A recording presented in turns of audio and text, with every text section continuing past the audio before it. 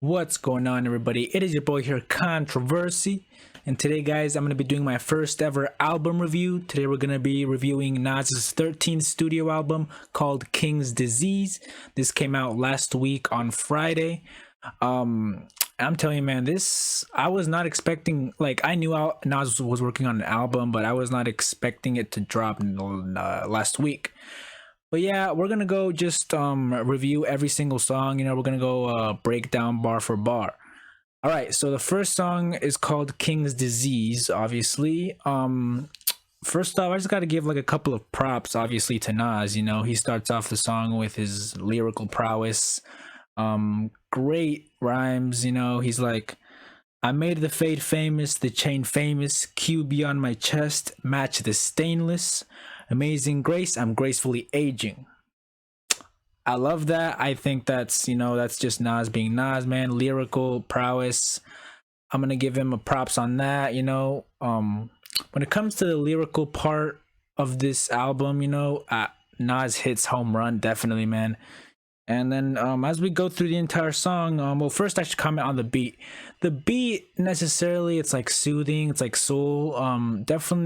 Definitely a lot of soul production in this album, which I like it. I think this definitely a good beat. And then he says the stupidest part of Africa produced blacks that started algebra.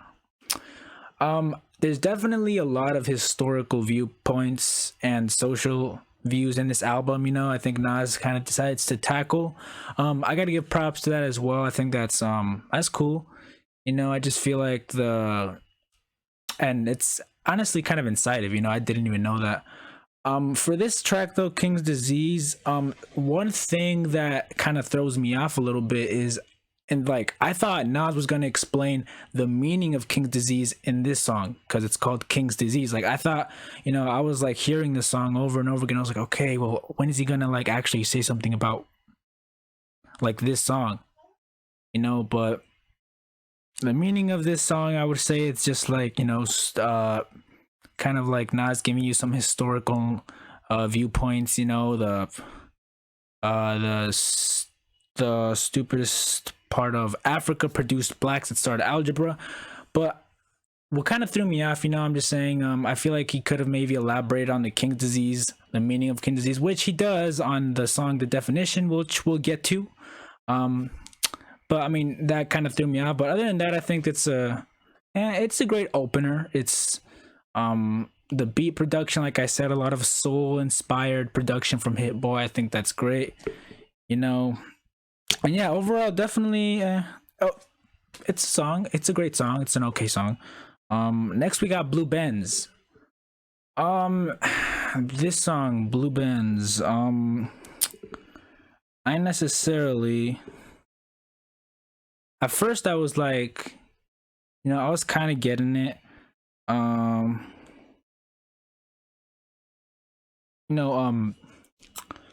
So Blue Benz is just one of those songs where he's like just talking about, I feel like it's like talking about his wealth in a way. I still haven't gotten the clear meaning on that one, but overall I would say the production is great. He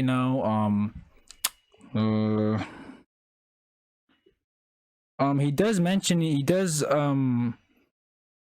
let me see now.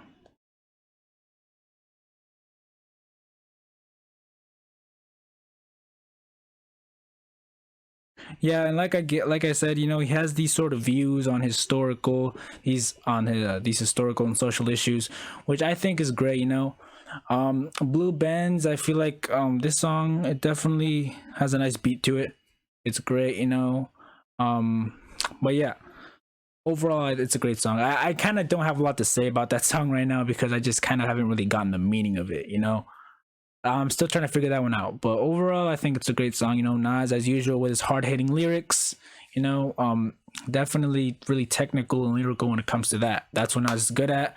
I think his storytelling is great in this one as well. It always has. Nas is like honestly showed great storytelling skills, in especially in his debut, since his debut Illmatic, which One of the greatest hip hop albums of all time. Everybody knows this. All right, the next song is Car 85 featuring Charlie Wilson. I actually, sorry, excuse me. I actually enjoyed listening to this song, because of the beat. It was like, like it was cool, it was like a little, it was like a melodic flute. And I did really enjoy it, it was really relaxing and soothing. Basically the entire point of the song is like Nas, bragging about expensive car number 85 services, bragging about the lavish lifestyle he's living, the luxurious lifestyle, which I think that's cool. I think that's cool. Just kind of celebrating life a little bit. I like those kind of themes in this song, celebrating life, achievements. That's basically what he's talking about in that song. And I also got to give props to Charlie Wilson. It's kind of hard. He is featured on this song, but it's really hard to hear him. You kind of have to really pay attention but he is actually singing. I think he's like car 85 or like something like that, but you have to really pay attention because he's like in the background vocals, but you have to really pay attention because he's kind of not his vocals are kind of not silent but not as loud either, mono, I would say monotone. But yeah, it's a good song. I did enjoy it. And then we have the fourth song, Ultra Black, which this song I like this song,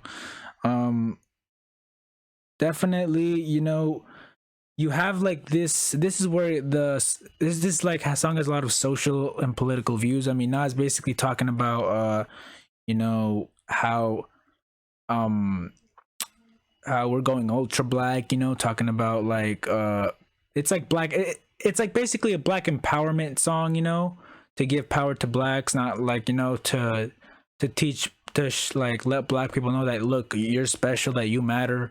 It's like one of those black empowerment songs, to raise you up. The beat production, like I said, most of the production from Hit-Boy I did enjoy, but there's just some songs where I feel like I mean, the production was kind of weak in a way, I like and just not in every song, just one of them, but I'm gonna get to that later.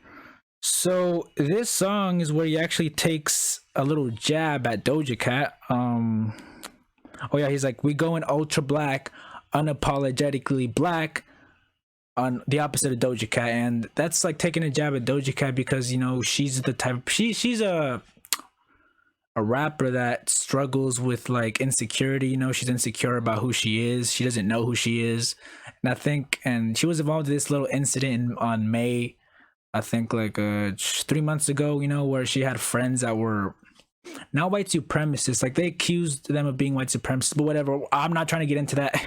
But he took a little jab at her, but it wasn't meant to be that way. It's just Nas just said that, oh no, it's just because black rhymes with cat, unapologetically black, the opposite of Doja Cat, which I completely understood, but not, Doja Cat is definitely an individual that struggles with insecurity. Other than that, for this song, man, I gotta say I enjoyed it. I enjoyed it, the way Nas expressed himself. I mean, he's definitely got some views in this album. This album is like, and the thing about this, that he's talking about things that happened like way before coronavirus, because he actually wrote this album, started working on it way before the coronavirus pandemic started, so of course some things that he's talking about may sound a little bit they're not like present to right now. Yeah, but so definitely a good song. All right, now we have 27 Summers. 27 Summers. This song, the title, of course, it's saying that it's been like 27 years, 27 summers since Nas started working on his Illmatic LP, the Illmatic, LP, whatever. And to this day, it's considered to be one of the greatest hip hop albums of all time. But in this song, he's mostly just reflecting on his, success, which, he's just, just reflecting on his success while shouting out DJ Premier, which is one of his, DJs that produced that album. He produced some of it, so props to him as well. He's just basically reflecting on his success and all that, which I think that's kind of cool. One thing that is kind of like, hold up, but I'm gonna get to that in a second. Yeah, but that definitely a good song, I did enjoy 27 Summers, you know. Um, and then we have Replace Me featuring Big Sean and Don Toliver. Okay, so this song is like this when I came across this song, it really kind of okay, this is definitely like the gem of the entire album. Like out of all the songs are good, but this one is like this song definitely stood out from all of them. You know, it's like when you come across an album, your favorite artist releases an album, there's always going to be that one song that's just like, yo, that you're always going to keep playing and playing. It's always going to be stuck in your head. And it's like you're going to you're going to like remember every single thing that was said in that song. Okay, so first off, I just got to give props to Don Toliver, you know. He kills the hook, obviously, you know. He's like, it may be hard to replace me. I ain't gonna lose to nobody else. Like, part of my singing, okay? But I'm telling you, man, yeah, Don Toliver kills the hook. Definitely a great addition to the song. The beat, I enjoyed it. It's like this piano mixed with like soul a little bit. Well, no, it's just like the piano beat instrumental sort of. And then we have Big Sean. Big Sean did well. Okay, basically the entire themes of this song is like, you know, just talking about romance, how love, how a girl, how it would be hard, how if you broke up with like somebody like Nas or whatever, if you broke up with somebody that you're probably close with, it's going to be hard to replace that person because you guys are really close together. You know, it's going to be hard for you to find a new someone that you can call your boyfriend. You know, it's gonna be hard to replace that individual. You know, just themes of love and romance. You know, when Big Sean's verse comes on, I mean, I enjoyed Nas and Don Toliver did good in this one. Big Sean, I did enjoy his verse. You know, I love Big Sean's flow. It kind of like, I mean, it's pretty chill, you know, the way he kind of raps over the beat. One, I just feel like some parts he maybe was a little bit corny. I mean, when he said, I'm not your ex, I'm your ecstasy, I'm like, oh my fucking God. You know, it's like, I'm not your ex, I'm your ecstasy. I feel like ecstasy is like a drug or something like that. And I feel like that's just overused nowadays. You know, every rapper has said that, has said a bar like that involving ecstasy. I feel like that's just like an overused lyric, bar, you know, statement, whatever. That was pretty corny to me, you know. I was like, oh my fucking God. I mean, other than that, you know, Big Sean, I mean, he's good. You know, he was good on it. His flow definitely kind of saved him right there, you know, because I did enjoy his flow. I feel like Big Sean, I mean, he's pretty lyrical, but I just feel like I just feel like he needs to put more effort. Like he's really lyrical and everything, but I just feel like more of that needs to be brought out. You know, and to not use those corny ass bars, you know, like I'm not your ex, I'm your ecstasy. That's just like, oh my God, you know. But yeah, overall a good song. Definitely one of my favorites off the album, man. Definitely one of my favorites. And it's actually like one of the most streamed songs right now, actually, on his Spotify account. Then we have Till the War Is Won featuring Lil Durk, whatever, you know. And for like when I was looking at kind of like who was being featured on this album, I was like, damn, you know, he's like featuring all of these like new and upcoming young artists, you know, like 5 Fortune, whatever, you know. But even he has said himself that, you know, he enjoys their voices or whatever. But yeah, we got Till the War Is Won. This song deals a lot on you know, it's basically like telling Black women that, you know, they're powerful. It's like giving a shout out and Nas showing respect to the independent Black woman of America, you know, and how instead of separating yourself from your husband, you guys should be united, you know, like how we should be united as a couple, how a Black man shouldn't be hitting her woman, how a Black woman shouldn't be, you know, pushing away her man.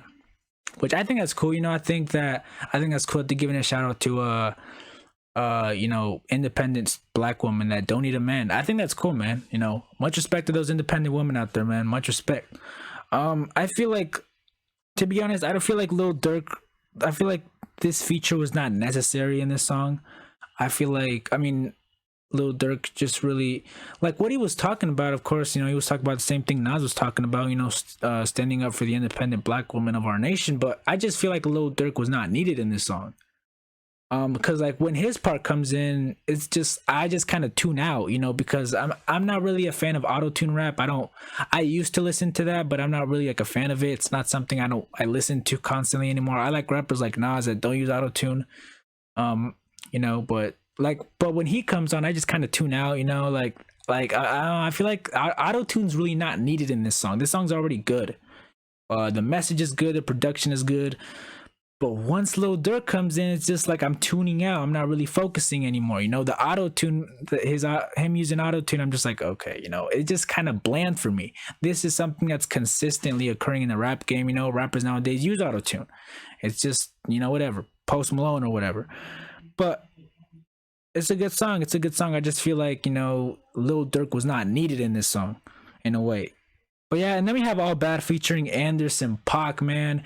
I actually discovered Anderson .Paak and the Music to Be Murdered by album from Eminem, which I'm gonna review that album next. Don't think I am.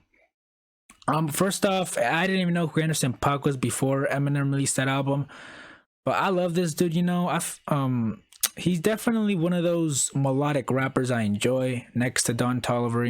I definitely a great incorporation to this album. So the song All Bad, that's like the themes of it, it's just like how it's basically bad relationships, how at first when you start out a relationship it can be good, but then it turns bad. And that's sometimes the case, I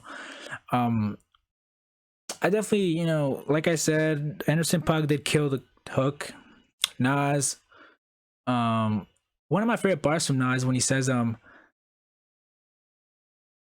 I'm your kryptonite, a different type. Or does he say that? Hold up. Or no, I think he says that in the... No, he says that in the Replace Me. That's my favorite bar. I'm like, oh, damn, Yeah, but that All Bad, that's a good song. I like it, The gems for me, I'm gonna reveal kind of the highlights of this entire album, the songs that I like. Then we have The Definition, which when I heard of this song, I was immediately hyped. I was like, oh, damn, because he was like rapping in sort of like a fast flow here. The Definition featuring Brucey B. This is a song that basically has Nas explaining what the meaning of King's Disease is, and also how black people are viewed in America by the government. This song is pretty interesting. By the way, the meaning of King's Disease is like it's like you doing too much. How the wealthy and lavish lifestyle will backfire on you and affect your health. That's the King's Disease. I thought that was pretty cool, I thought that was like, damn, that's cool, The beat, first off, the beat here is nice, it's like it's a funky, happy type of beat, I definitely would like do a remix to that, to be honest. I liked it a lot. It's a funky, uplifting beat. I liked it. And he also proceeds, I like the part when he says, the president calling our kids super predators, where are his editors? That's a reference to the Hillary Clinton in 1996 when she called black kids super predators, which I was like, and he was like kind of exposing that. And I love how Nas is like definitely exposing everything that the government's been saying in this album. I love how he has these type of social political views. I love that. I give him props for that. That's definitely something that's seen a lot in this album. But yeah, good song, man. Definitely also my favorites next to Replace Me. Those two songs are great. Love The Definition. Then we got Full Circle featuring The Firm, AZ, Foxy Brown, and Cormega. This is The Firm, and this is like, and it's called Full Circle for a reason, because it's been like 21 years since The Firm reunite to do a song together. They disbanded in 1999. I think after they released their Firm album, that album, The Firm, the 1997 album, The Firm, that flopped, and they got dropped out of the label that Dr. Dre had them from Dr. Dre's label. They got dropped out of that, and yeah, ultimately they kind of broke up in 1999, and then they're back again. The reason it's called Full Circle is because you got the whole entire Firm here. You got AZ, you got Foxy Brown, Cormega, all the original members of The Firm. Though if you guys look back to the 90s, in like 1997, the first members of the firm was Nature. Nature was actually in this group, but and Cormega wasn't. But at first, originally was Cormega, but Cormega was in jail at the time, and so Nature kind of took his place. And then Cormega got out of jail. Now this is like the entire firm group. That's what's called the Full Circle. This album basically is just celebrating, has all these rappers, you know, celebrating life, celebrating reuniting together, you know, doing a song together, you know, and talking about kind of like how men can be ignorant to women sometimes, you know. They don't respect the woman's decisions sometimes, you know. They don't respect them. So first off, I gotta give props to Foxy Brown, man, because Foxy Brown killed this. I feel like you have Nas and AZ kind of doing their part, you know. They kind of got like similar flows, you know, and then you got Foxy Brown coming in like, damn, like her flow is just raw, nasty, you know. She definitely reminds me a lot of Lil Kim. But yeah, man, she just goes in and kills the entire song, you know. Just damn, you know. And I love how she's kind of like standing up for herself, you know, kind of showing this sort of powerful woman empowerment, hailing as like the queen of the firm. You know, I love that, man. You know, she definitely kills it. Then we got 10 points. In this song, you have Nas kind of like, this is like a song that's giving advice to the youth. The way I see it, Nas is like going off saying, okay, look, if you're going to be king, these are kind of the rules that you should follow if you want to be a successful leader in your life. Kind of saying, and he, and in that song he said one of the rules essentially, well, one of the points essentially was you can't, don't fix a problem that's like out of your control. Like, don't try to do something that you can't do, or something like that.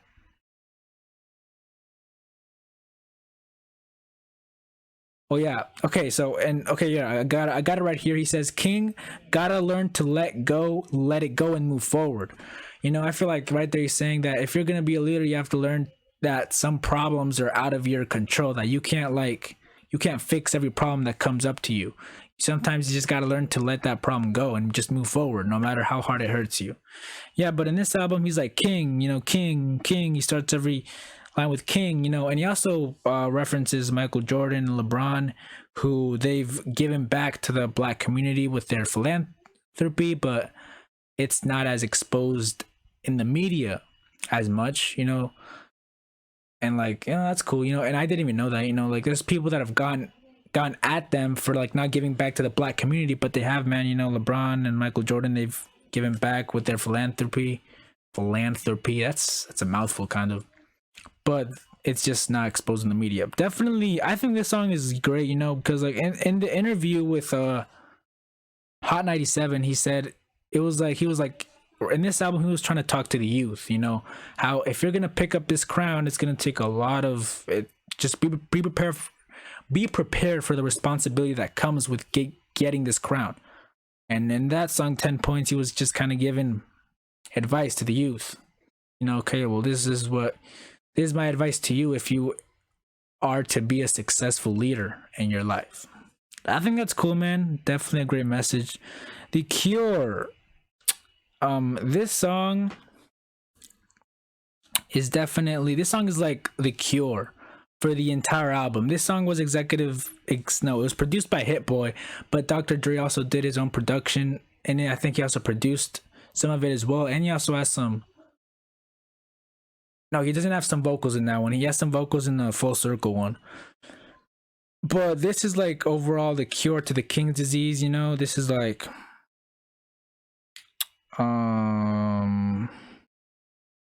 this is like a cure to the King disease, because the King disease, like I said, it's like you doing too much, you becoming like a victim to all the wealth you've attained. So that's what that is. And this is like the cure. This is like a cure to the King disease, and it's kind of interesting. This song is called "The Cure." This was also produced as well by Dr. Dre. He's giving the cure to the. It's very interesting, you know. I was like, oh, that's cool, you know. Like I kind of started getting it. This song basically is about. You have Nas, first of all, saying too many changes. You changed from your greatness, became a byproduct of yourself, all for the paper regardless. He's talking about, you know, rappers that have kind of like, I don't want to say sell themselves to Hollywood. I don't want to say sell their soul. I want to. It's more like they've actually like um have been in it more for the money than they have actually for the culture. You know, that's like they've become like a product of the money. You know, they've kind of like of done everything just for the money, but not enough for the rap game or for the culture.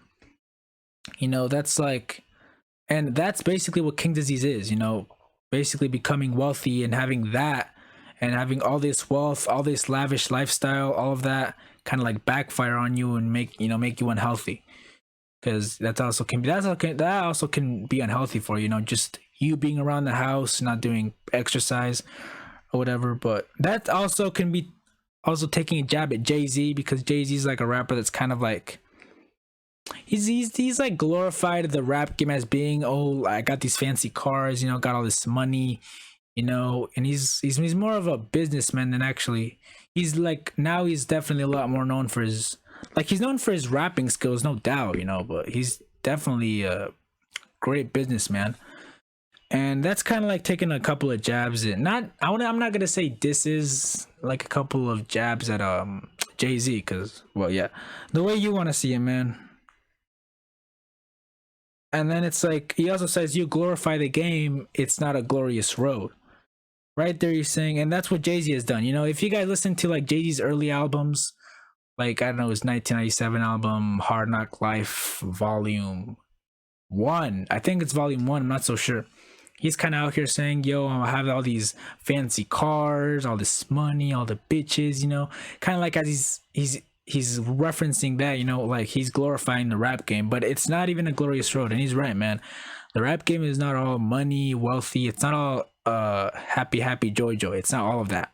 You know, there's times when like, first of all, the industry is a snake. You know, sometimes there's oppressive record labels. You know, I mean, it's not just right. It's definitely not a glorious road. There's definitely there's definitely some cons.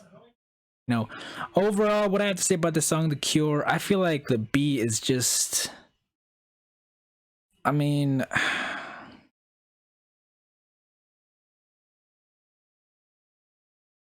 well, actually, The Cure, I like the beat, but 10 points. That beat, I'm not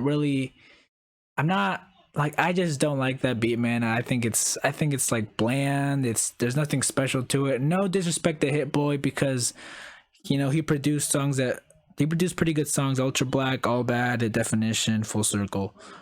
But I just feel like the production in this one is just weak. You know, but I don't know, man. You know, that's my opinion, and yeah, but it's a good song, but 10 points is just, the production is weak. The Cure, it's good. It's good. And then we have Spicy featuring Fivio Forgin and ASAP Ferg. Fivio Forgin is this upcoming rapper that I recently discovered on the 2020 XXL freshman list. And when I saw him on this album, I was like, oh, he's on this album too? And I was like, okay, you know, and like I said, Nas, he appreciates the old school. The new school rappers. You know, he loves their voices, he loves working with them, and he addressed this on the Hot 97 interview. So what I feel like this bonus track really I feel like it honestly should not even be on this album, you know, because I didn't really enjoy this song. I mean, they're basically just rapping about the wealth, you know, money, 5-year foraging, you know, with his bitches. As far as the beat, I'm not really a fan of trap beats. So yeah, but definitely Spicy is one of those songs that it's definitely my, oh yeah, and ASAP Ferg's also on the song. Excuse me, ASAP Ferg's also on the song as well.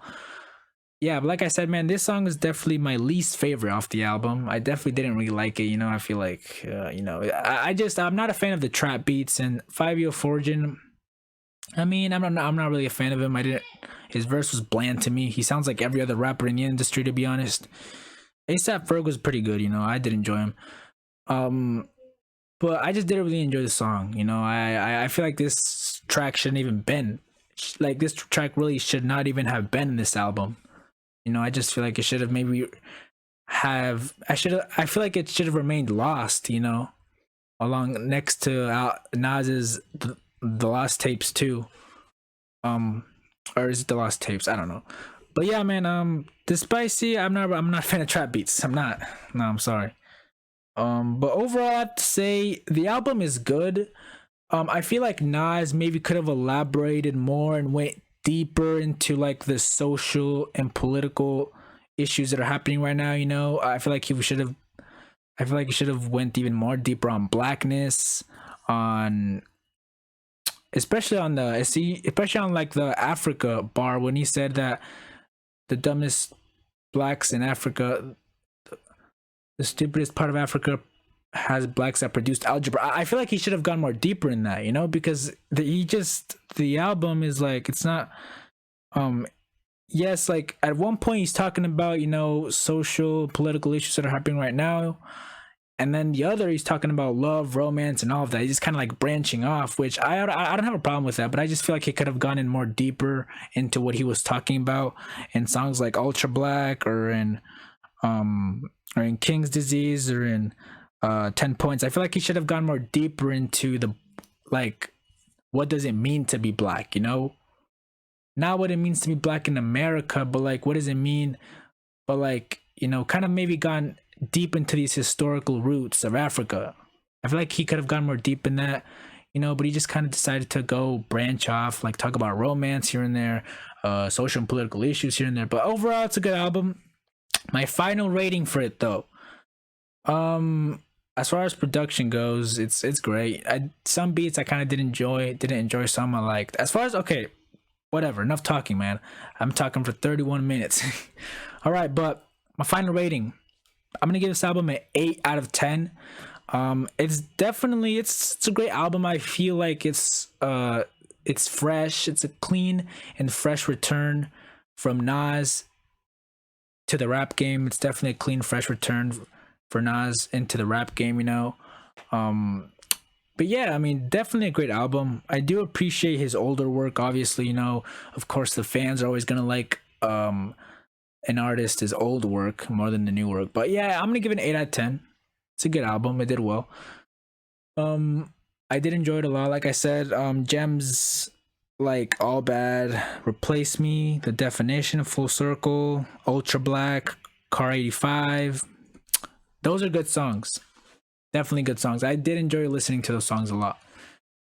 And like I said, songs like Spicy, that song just does not, it didn't even need to go on this album. But whatever, you know, I feel like that song shouldn't have even gone into this album, but whatever.